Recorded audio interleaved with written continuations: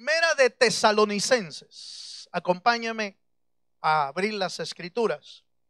Primera de Tesalonicenses capítulo 4, verso 2 al verso 5. Ahí vamos a estar viendo la palabra del Señor. Cuando usted lo tenga, dice amén. Amén, hermano. Primera de Tesalonicenses capítulo 4, verso 2 al 5. Leemos en el nombre del Padre, del Hijo y del Espíritu Santo. Porque ya sabéis qué instrucciones os dimos por el Señor Jesús. Pues la voluntad de Dios es vuestra santificación, que os apartéis de fornicación, que cada uno de vosotros sepa tener su propia esposa en santidad y honor, no en pasión de concupiscencia como los gentiles que no conocen a Dios. Amén. Dejémoslo hasta ahí. Y aunque le suene así un poquito, aleluya, el apóstol Pablo no tenía problemas para leer este pasaje. Y yo tampoco tengo problemas para leer este pasaje. Porque indudablemente que de entre aquellos que el Señor llama a su familia, el Señor siempre les ha invitado a vivir una vida consagrada, una vida de consagración. La palabra consagrar es apartarse para Dios. No pagó Dios un alto precio con sangre para que nosotros sigamos viviendo como los gentiles, como los que no conocen a Dios, pecando como que no conociéramos la verdad del Señor. La Biblia en este pasaje, en la primera parte que leí, dice: la voluntad de Dios es vuestra santificación. De todo lo que Dios nos da, pagó el precio, nos redimió, nos sacó de la basura, nos metió en su reino, nos bendice. De todo lo que Él nos da por gracia y por amor, lo único que nos pide es una sola cosa, y es que nos consagremos. La consagración es la única parte que el ser humano pone en su relación con Dios. Es lo único que pone, su consagración. Porque todo lo demás lo pone Dios. La salvación la puso Dios. La sangre para redimirnos la puso Dios. El cielo lo pone Dios. Los regalos lo pone Dios. La protección la pone Dios. Todo lo pone Dios. Y lo único que Dios nos invita a hacer es que nos consagremos. Es decir, que nos apartemos del mal para buscar a Dios. ¿Está de acuerdo conmigo, hermano? ¿Está de acuerdo? Ahora, si el llamado de Dios es a consagrarnos, ¿por qué a veces el ser humano, en lugar de consagrarse, hace lo contrario? Fíjese. Y yo quiero ver con usted esta noche un hombre al cual le pidieron que se consagrara, pero hizo todo lo contrario. Y en lugar de consagrarse, vivió la vida como él quiso, y obviamente tuvo consecuencias en su vida. Yo quiero hablarle de un hombre que usted y yo conocemos muy bien, por lo menos en la Biblia, llamado Sansón. Aleluya. En el Antiguo Testamento, la manera en que se consagraban los judíos, los israelitas, era a través de un voto llamado el voto del Nazareo. ¿Cuántos hemos oído algo de eso? El voto del Nazareo era la forma voluntaria con que los judíos se consagraban para el Señor. Pero resulta que a este hombre llamado Sansón no solamente le pidieron que se consagrara, porque ese voto era el que tomaba un hombre o una mujer y decía yo me quiero consagrar y voy a hacer un voto con Dios. Eso está allá en Números capítulo 6. Ahí está el voto del nazareo y toda la ley que tenía que cumplir el nazareo. Pero resulta que este hombre llamado Sansón lo llaman a ser nazareo desde que nace y hasta que muriera. Vaya conmigo, por favor, a Jueces capítulo 13. Jueces capítulo 13, en el versículo 1 en adelante.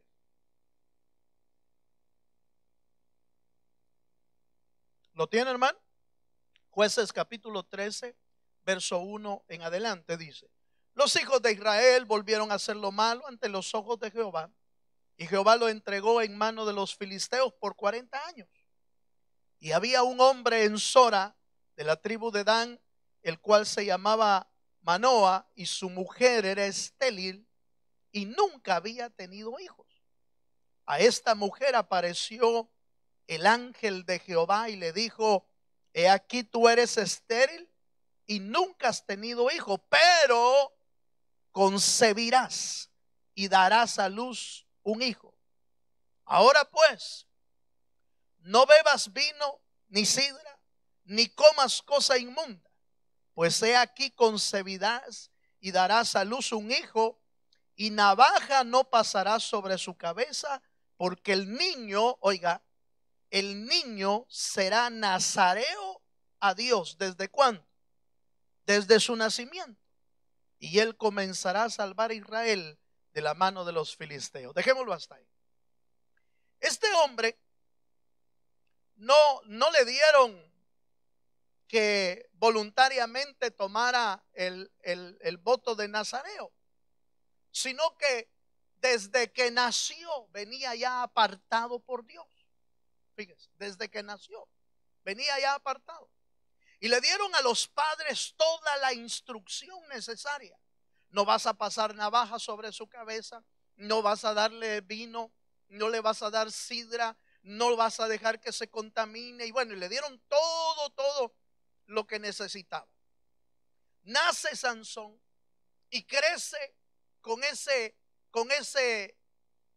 llamado de Dios, un llamado a la consagración y con una misión tremenda, porque la misión consistía en salvar a Israel, liberar a Israel, pero necesitaba mantener su consagración delante de Dios desde que nació. Fíjese que aunque usted y yo no fue desde el nacimiento que nos pidió Dios que nos consagráramos, pero desde que nació de nuevo, aleluya, le han pedido su consagración. Desde que nació de nuevo. Los que son hijos de Dios, a ver hermano, ¿cuántos son hijos de Dios aquí? Levanten la mano los que son hijos de Dios. Si usted es hijo de Dios, a usted le han pedido que se consagre para el Señor. Desde el día que nació de nuevo, necesitamos consagrarnos para el Señor. Y a mí me impresiona, fíjese hermano, me impresiona cómo Sansón no solamente lo habían llamado, le habían dado una fuerza espectacular, como nadie lo habían metido en la promesa del nazareo, y tenía una misión sumamente especial. Los padres se esforzaron en cumplirla, y usted mira a Manoa y a la esposa de Manoa cumpliendo al pie de la letra lo que tenían que hacer porque Sansón sirviera a Dios y buscara a Dios.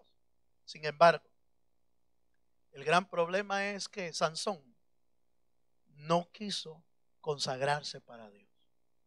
Sansón dijo: yo quiero vivir mi vida. Aleluya. Yo quiero hacer lo que yo quiero. Es que mi vida es mía y a mí me pertenece. Como muchas personas que quizás usted o yo hayamos oído en algún momento de su vida, cuando le estamos diciendo: mire, mi hijo, busque a Dios, hombre, es que mire, le va a ir mal en la vida si usted no busca a Dios. Y uno le dice: mire, conságrese, busque a Dios, ore. ¿Ha oído algunas respuestas? Yo he oído algunas respuestas, y entre las respuestas es que mi vida es mía. Aleluya. Mi vida es mía y yo quiero hacer con mi vida lo que yo quiero. Pero la verdad es que no. Desde que Cristo lo compró, su vida no es suya. Su vida le pertenece al Rey de Reyes y Señor de Señores. Dele un fuerte aplauso al Señor. Si usted es hijo de Dios, me está entendiendo lo que estoy diciendo. Ya no se pertenece a usted. El gran problema es que mucho creyente nace de nuevo, pero no entiende que el único llamado que Dios nos pide es consagrarnos para Él. Eso es todo lo que tenemos que hacer, consagrarnos. Porque el llamado, la bendición viene de Dios. La sangre redentora viene de Dios. La misericordia viene de Dios. La salvación viene de Dios. La multiplicación de nuestra vida, la bendición, viene de Dios. ¿Qué es lo que usted y yo ponemos? Lo único que Dios nos pide que hagamos es consagrarnos. ¿Cuántos dicen amén? Eso es lo único.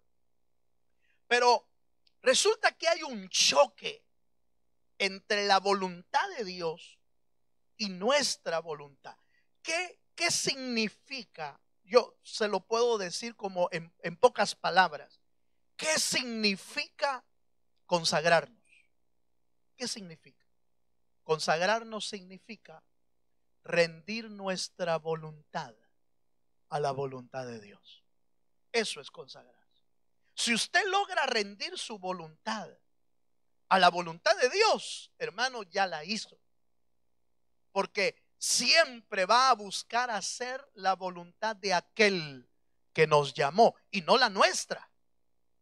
Porque lo que nos mete en líos es querer hacer lo que nosotros deseamos, querer hacer lo que nosotros queremos.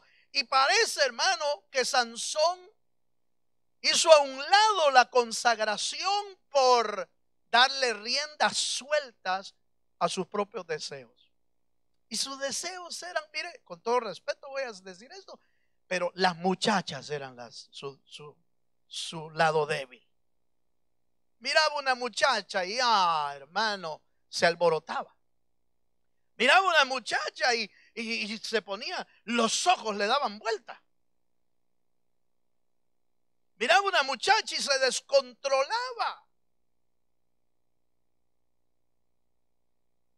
Y usted puede ver en la historia, hermano, y la primera que lo fascinó, dice la Biblia, que era una filistea. Ni siquiera hija de Dios, aleluya. Ni siquiera israelita, ni siquiera judía. Los padres, porque se plantó pues, porque Sansón fue donde su papá, donde Manoah, y le dijo: papá, me gusta la filistea aquella. Aleluya. Y el papá le dijo: ¿acaso no hay hombres de Dios aquí en el pueblo que tengan hijas con las que te puedas casar? ¿Acaso no? Pero es que aquella me gusta. Pero es que, mi hijo, eso no se hace en nuestro pueblo, porque el Señor ha pedido que no nos contaminemos, que no busquemos afuera. Mire, esto tiene mucho que ver, hermano, con inclusive con nosotros los padres, cuando no les permitimos o les permitimos a nuestros hijos que vayan a buscar afuera. Hasta eso tiene que ver con nosotros, porque nosotros debemos de tener claro lo que la Biblia dice. La Biblia dice que no hay comunión entre yugo desigual. ¿Se acuerdan? Eso es lo que dice la Biblia. No hay comunión entre yugo desigual. Lo correcto, lo ideal sería que un creyente busque una creyente y una creyente se encuentre con un creyente, con un hijo de Dios. Eso sería lo correcto, lo bíblico.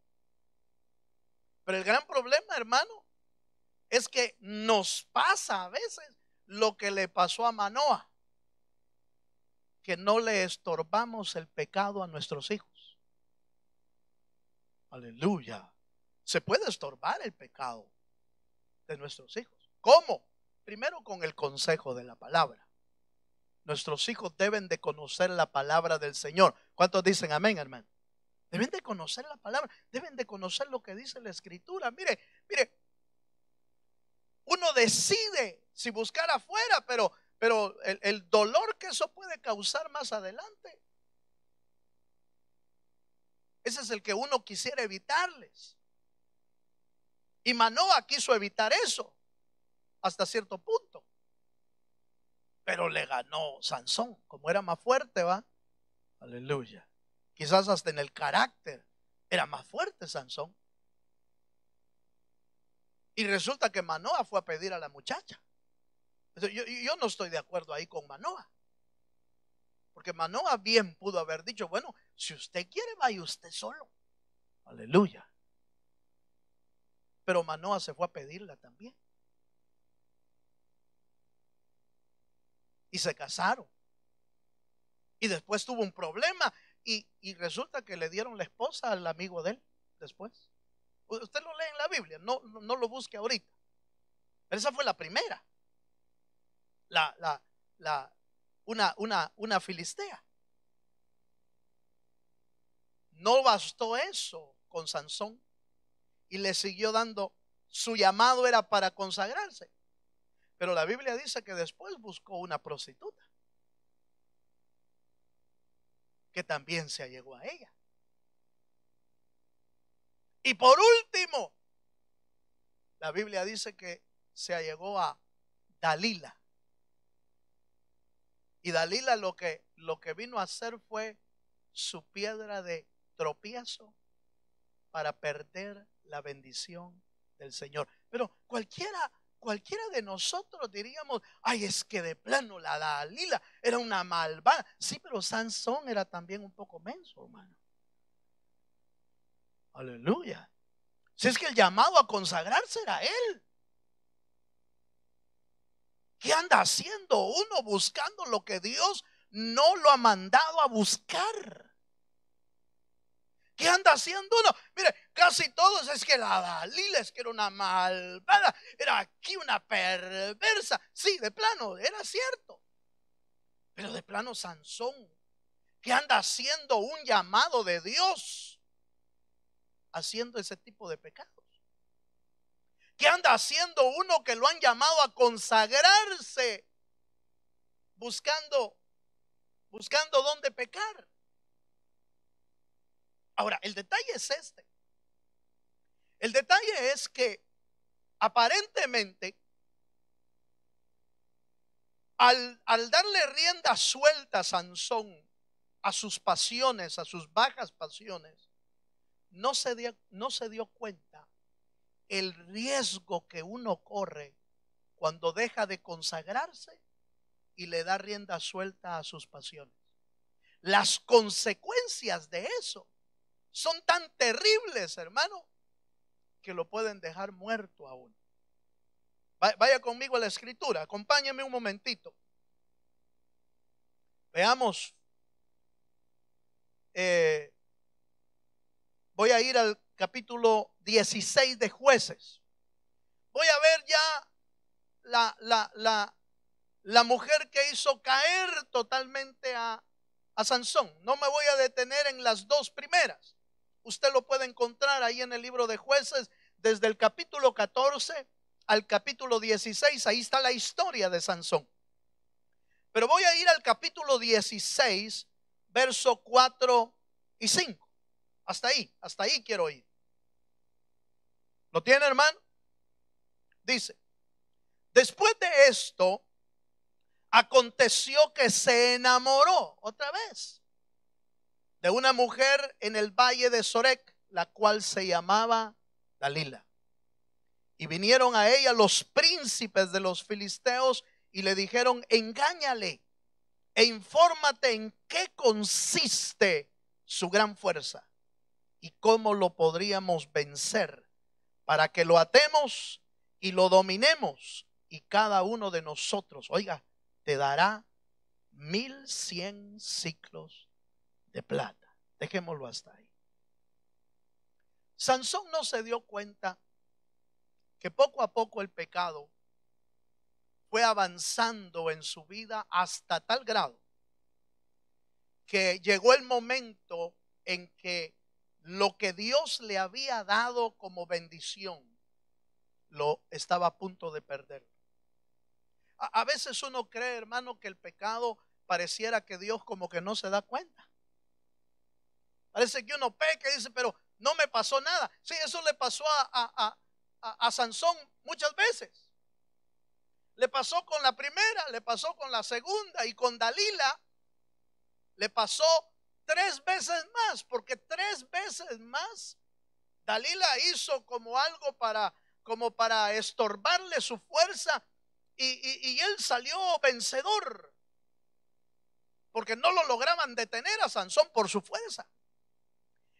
Así le pasa a mucho creyente. Así nos pasa a mucho creyente, hermano, que después de haber pecado no nos pasa nada. Después de haber pecado de nuevo, tampoco nos pasó nada. Y vuelve a pecar uno y dice uno, de plano como que no me pasa nada. Pero fíjese que lo que yo estaba viendo es que el Señor da tiempo para que nos arrepintamos. ¿Cuántos dicen amén? El Señor da tiempo para que nos arrepintamos. Pero no es que Dios no se dé cuenta. Y tampoco es que Dios nos está dejando pasar las cosas. Lo que Dios hace es que te las va acumulando. Aleluya. Te va acumulando lo que no hemos pedido perdón. Eso nos lo va acumulando. Por eso en algún momento, en alguna enseñanza, hermano Isauro decía, mire, pecado no confesado y arrepentido sigue vigente en nuestra vida. Porque para poder recibir el perdón tiene que haber arrepentimiento. ¿Cuántos dicen amén? Para poder recibir el perdón de Dios tiene que haber arrepentimiento. Y un arrepentimiento genuino. Porque Dios conoce los corazones y los pesa. Entonces no es como de hacer como que estamos pidiendo perdón. No, es arrepentirnos y pedir perdón. Y la claridad del arrepentimiento se puede ver cuando usted y yo nos arrepentimos y nos tornamos hacia el bien de Jehová. Buscamos su rostro, buscamos su presencia. Esa es la evidencia de un arrepentimiento, que uno pide perdón y cambia su manera de caminar, cambia su dirección en búsqueda del Señor. ¿Cuántos dicen amén? Entonces resulta que Sansón pasó la primera, pero no se arrepintió. Pasó la segunda y no se arrepintió. Apareció Dalila y tampoco se arrepintió. Entonces se las fueron contando, se las fueron agregando. La cuenta le iba subiendo a Sansón. Oiga esto, hermano, nuestro llamado es a consagrarnos, no a seguir haciendo lo que antes hacíamos, porque nos va subiendo la cuenta. Y cuando Dios cobra la cuenta, aleluya, le pasa a uno bien la cuenta.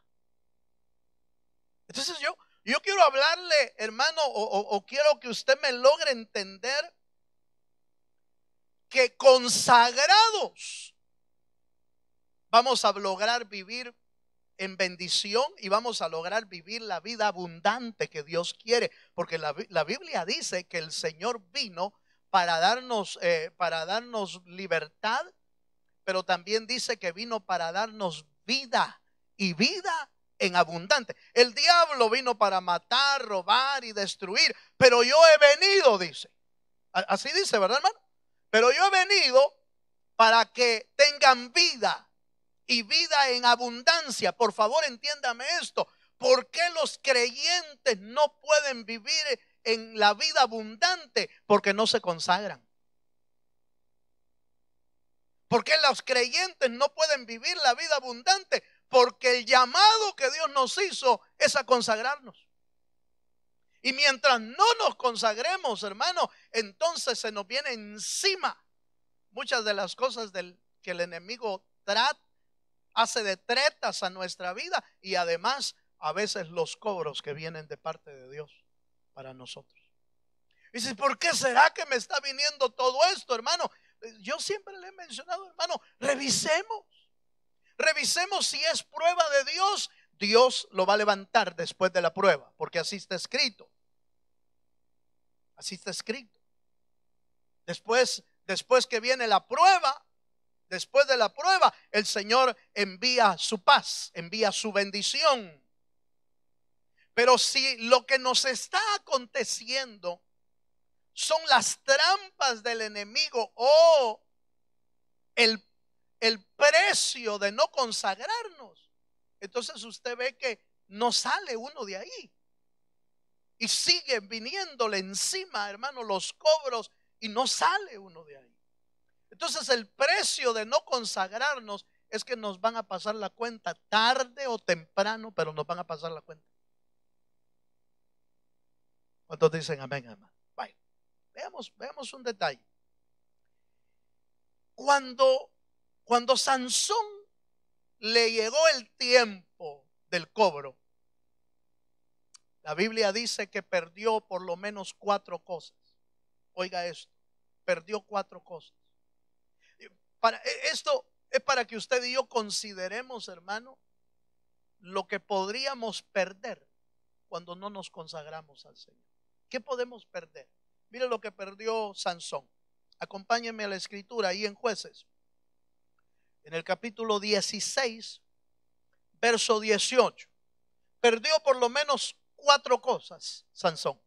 Y dice: viendo Dalila que él había descubierto todo su corazón. No le voy a contar la historia porque usted ya la conoce o la puede leer en la Biblia.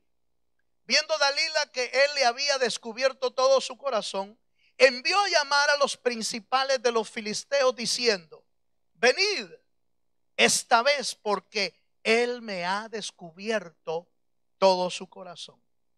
Y los principales de los filisteos vinieron a ella trayendo en su mano el dinero. Y ella hizo que él se durmiese sobre sus rodillas y llamó a un hombre, quien le rapó las 7 quedejas de su cabeza. Y ella comenzó a afligirlo, pues su fuerza se apartó de él, y le dijo: Sansón, los filisteos sobre ti. Y luego que despertó del sueño, se dijo, ojo, mire, ojo con lo que dijo él: esta vez saldré como las otras. ¿Y qué? Y me escaparé. Pero él no sabía que Jehová ya se había apartado de él. Mas los filisteos le echaron mano, le sacaron los ojos y le llevaron a Gaza y le ataron con cadenas para que moliese en la cárcel. Hermano, después de haber sido un hombre llamado para ser un campeón de Dios, un libertador de Dios, pierde 4 cosas en su vida. Jehová se apartó de él. Hermano, mire, que Dios se aparte de uno es como para morirse, porque está escrito. Hermanos, si no estamos unidos a él y estamos separados de Dios, nada podemos hacer en nuestra vida. Lo peor que le puede pasar a un creyente es que Dios se aparte de uno. Y por supuesto, la misericordia de Dios es grande. ¿Cuántos creen que la misericordia de Dios es grande? La misericordia de Dios era tan grande que Dios, hermano, lo esperó mucho tiempo a Sansón. Esperó que se arrepintiera una vez, que se arrepintiera otra vez, que lo buscara. Pero él decidió no consagrarse. Y se apartó, oiga esto, se apartó el Señor de él. A veces los creyentes no nos damos cuenta, hermano, lo que podemos perder hasta que ya lo hemos perdido. No sé si usted ha oído ese dicho, hermano, que dice que uno no se da cuenta de lo que ha perdido hasta que ya lo perdió. A veces hasta ahí se da cuenta uno. Porque como que cuando lo tiene a la mano, como que uno no lo valora.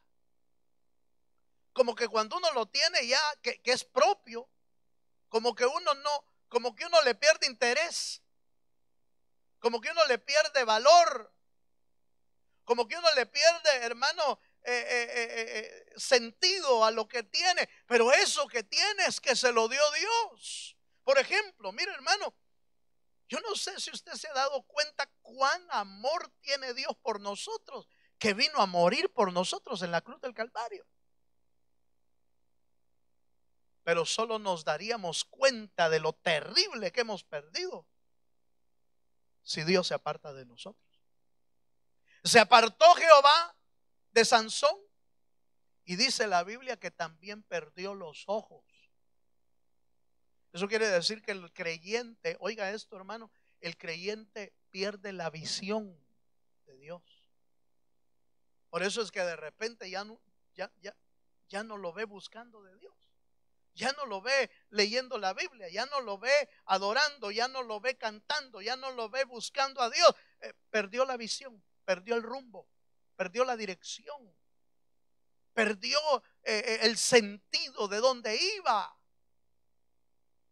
¿Y cuánto creyente, hermano, se encuentra uno en esa calamidad? Porque si no, yo antes iba a la iglesia, yo antes era cristiano, yo antes buscaba a Dios, pero ya no. ¿Y cómo llegó hasta ese momento?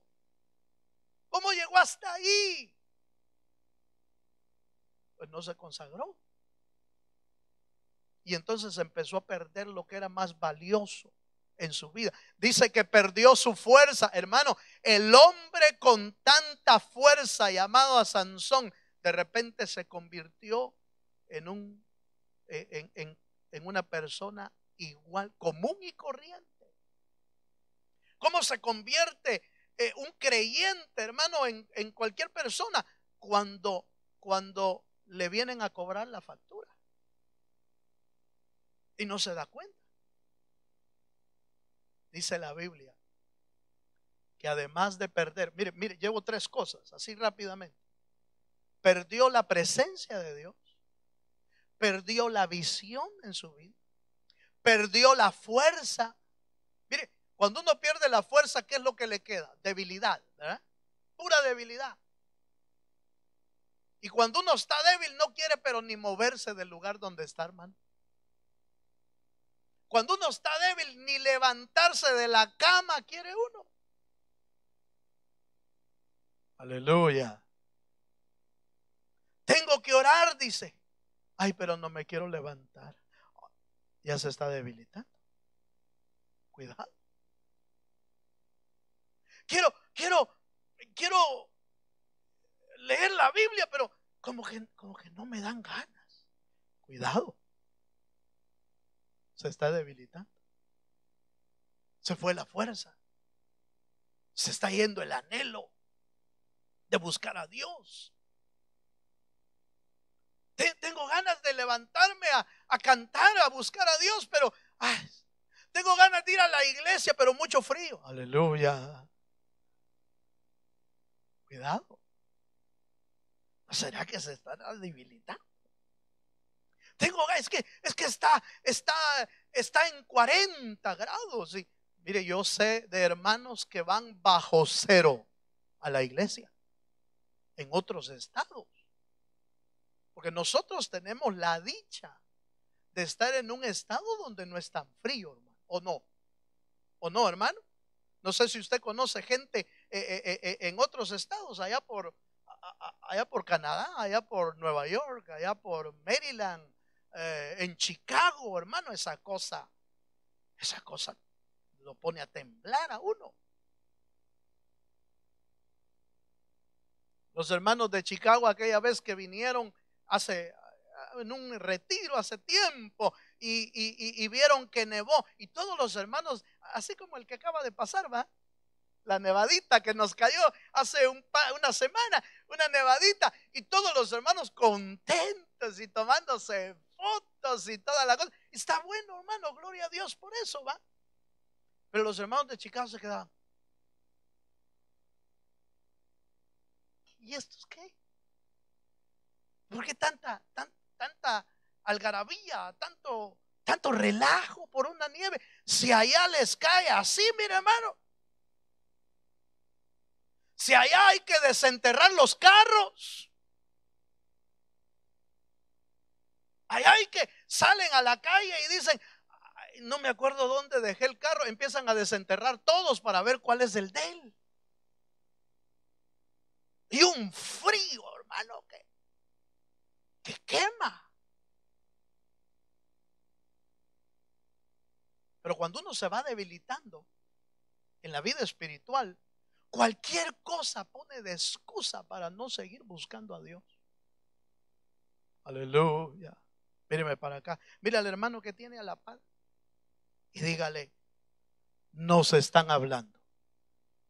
Dígale, nos están hablando. ¿No será que nos estamos debilitando? Y fíjese que uno, ¿sabe qué es lo más tremendo? Que uno se debilita y no se da cuenta que está más débil. ¿Sabe por qué le digo esto? Porque a Sansón ya se le había apartado la presencia de Dios y las fuerzas se le habían ido. Pero ¿qué fue lo que dijo Sansón? Dijo, esta vez, como las otras veces, me voy a levantar y voy a escaparme como las otras veces. Entonces como que uno no siente que se está debilitando. Eso es lo peor, hermano. Hay enfermedades que los doctores le llaman las enfermedades silenciosas. No sé si usted ha obtenido la oportunidad de oír a un médico que le dice acerca de la diabetes, de la presión alta y otro tipo de enfermedades. Dice, mire, esa enfermedad es una enfermedad silenciosa. Lo mata sin decirle que uno está grave. No se siente. Y uno dice, el médico le toma la presión y dice, mire, usted ya va a caer al suelo si usted por pura misericordia anda caminando. ¿Y sabe qué dice la persona? Dice, si yo me siento bien, dice, pero está a punto de caer porque no se siente. Entonces la debilidad espiritual es similar. No se siente que uno está débil. No se siente que uno se está apartando del Señor. No se siente que el amor por Dios ya menguó. No se siente, hermano, que la búsqueda del Señor se ha venido abajo. No se siente. Dice, no me voy a escapar. No hay problema, me escapo. Pero ya se había ido la fuerza. Ya se había ido la visión de Dios. ¿Cuántos me están entendiendo, hermano? Entonces tengamos cuidado porque el precio y el costo de no consagrarnos puede ser peligroso. Y peor aún, fíjese que Sansón se convirtió en la burla de los enemigos. Porque lo llevaron a la cárcel y lo pusieron a jalar una piedra de molino. Y cuando los reyes, los príncipes se reunían para hacer sus fiestas, ¿sabe para qué lo llamaban? Llamen a Sansón. Y se burlaban de él. Se burlaban. Se reían a carcajadas de aquel que había sido un creyente fuerte en Dios. Mire, hermano, ¿sabe hasta dónde el diablo quiere llevarnos? Quiere llevarnos hasta que seamos la burla, inclusive la burla del evangelio, la burla de nuestra casa, la burla de la iglesia, la burla. Este era el que iba a la iglesia. Este es el que estaba en la casa y se burlan después. Hasta ahí lo quiere llevar el diablo a uno, hermano. Pero sabe, ese es el precio. No es que el diablo logró eso sin que nosotros le ayudáramos. ¿Cómo le ayudamos nosotros? No consagrándonos, no buscando a Dios. El costo y el precio puede ser de muerte en la vida de un creyente. ¿Cuántos me están entendiendo, hermano? Vaya, mire pues, veamos un último detalle. La Biblia dice que Sansón, después de que había perdido sus ojos y era la burla de todos, llegó un momento en que Sansón entendió lo que había perdido. Y la Biblia registra que cuando lo llevaron a la fiesta donde estaban todos los príncipes, dice la Biblia que el pelo ya le había crecido un poco. Y dice la Biblia que Sansón clamó al Señor. Esta parte me interesa, porque a pesar de que Dios, hermano, a pesar de que el diablo puede llevarlo a uno hasta el límite, Dios siempre da una última oportunidad.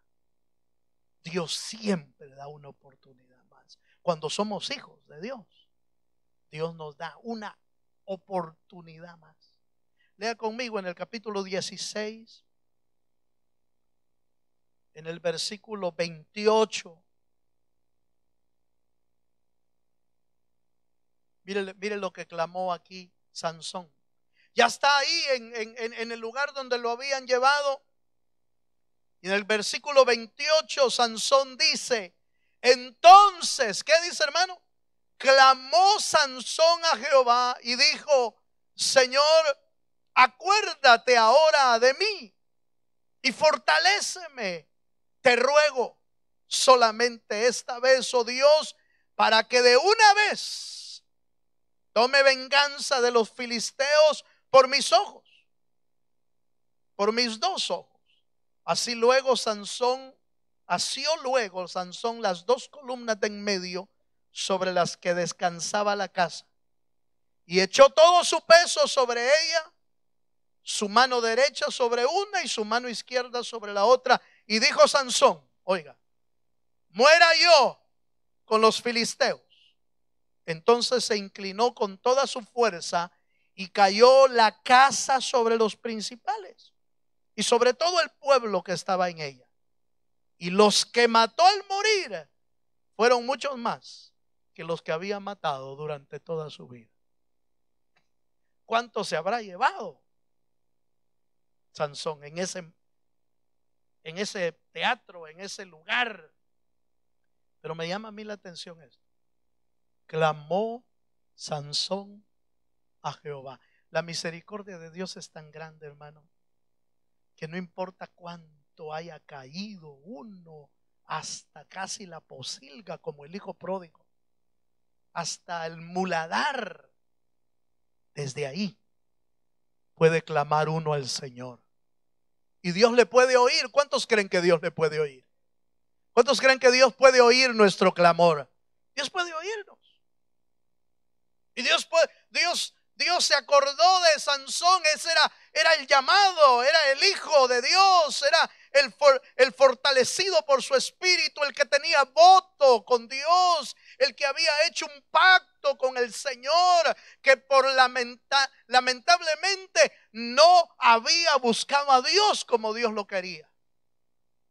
Y le costó un precio. Qué triste, hermano, que hasta que nos lleva a Dios al hospital nos queremos consagrar.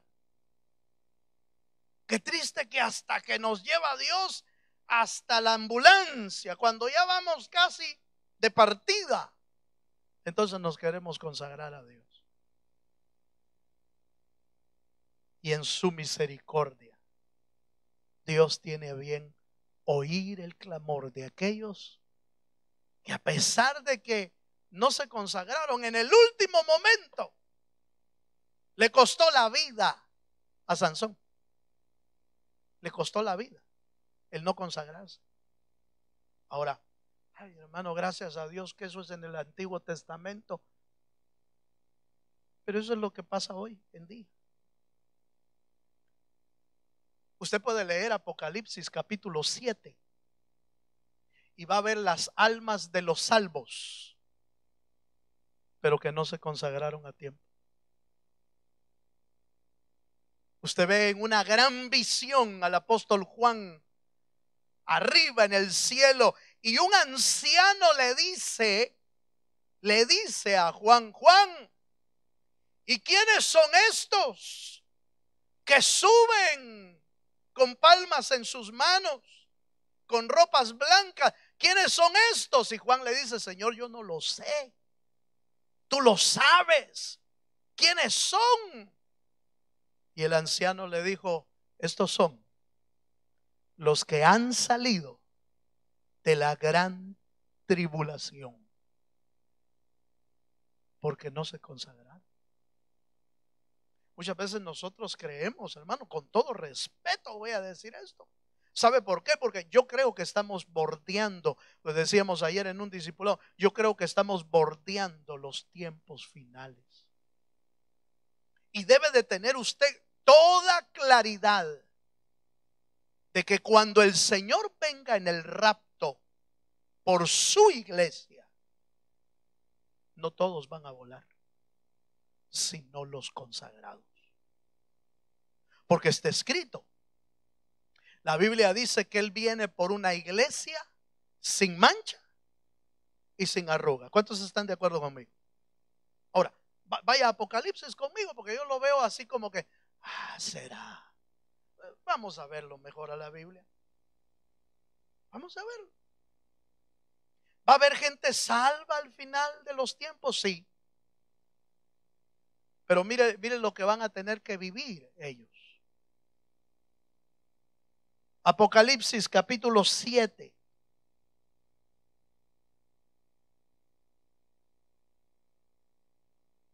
Allá por el versículo 9. Apocalipsis capítulo 7. El verso 13 voy a leer. Voy a leer el verso 9 porque me interesa que usted vea quiénes son. ¿Quiénes son estos? Verso 9 dice: después de esto, ¿lo tiene, hermano? Después de esto miré y he aquí una gran multitud. Eso quiere decir que es un montón de gente, hermano. Es una gran multitud, la cual nadie puede ya contar. ¿De dónde eran? De todas las naciones, tribus, pueblos y lenguas. Esto descarta que son israelitas únicamente, porque son de todas las naciones, son de todos los pueblos, son de todas las lenguas. Y dice que estaban delante del trono y en la presencia del Cordero. ¿Cómo estaban? Vestidos de ropas blancas y con palmas en las manos. Vamos al versículo 13. Entonces uno de los ancianos habló diciéndome: estos que están vestidos de ropas blancas, ¿quiénes son? ¿Y de dónde han venido? Yo le dije: Señor, tú lo sabes. Y él me dijo: estos son los que han salido de la gran tribulación y han lavado sus ropas y las han emblanquecido en la sangre del Cordero. Quiere decir entonces que hay creyentes con ropas blancas y hay creyentes con ropas que se han ensuciado, porque se quedaron a lavar sus ropas en la sangre del Cordero. Desde que usted se convirtió, le dieron ropas blancas. Esas ropas blancas deben de mantenerse blancas hasta que el Señor Jesucristo venga. Eso se llama consagración. Mantener sus ropas blancas hasta que el Señor venga. Pero a estos resulta que se los tuvieron que llevar en medio o después de la tribulación, porque no estaban consagrados y tuvieron que lavar sus ropas en la sangre del Cordero. Entonces no todos vuelan en el rapto, sino los consagrados para el Señor. Yo termino con esto, porque el tiempo me alcanzó. Yo quiero terminar con una pregunta. ¿De cuáles queremos ser nosotros? ¿De los que se consagran para ser preservados de la ira venidera? ¿O de los que se consagran cuando ya están en medio de la ira venidera? Porque eso es lo que le pasó a Sansón. Cuando Sansón perdió sus ojos, perdió la presencia de Dios, y cuando estaba a punto ya, era una risa de todos, entonces entendió que podía consagrarse y pidió misericordia a Dios, y Dios lo oyó. Oiga esto, qué misericordia tan grande, que va a haber gente salva en el tiempo de la tribulación. ¿Por qué? Porque claman al Señor y Dios los oye. Pero ¿será necesario pasar por ahí? Si nos están dando la oportunidad a nosotros de consagrarnos antes. ¿De cuáles queremos ser? ¿De los que se consagran ahorita que el Señor lo está pidiendo? ¿O de los que se consagran al final cuando casi han perdido todo y están a punto casi de morir para empezar a consagrarse? Póngase de pie, hermano. Pongámonos de pie. Cerramos nuestros ojos un momento. Aleluya.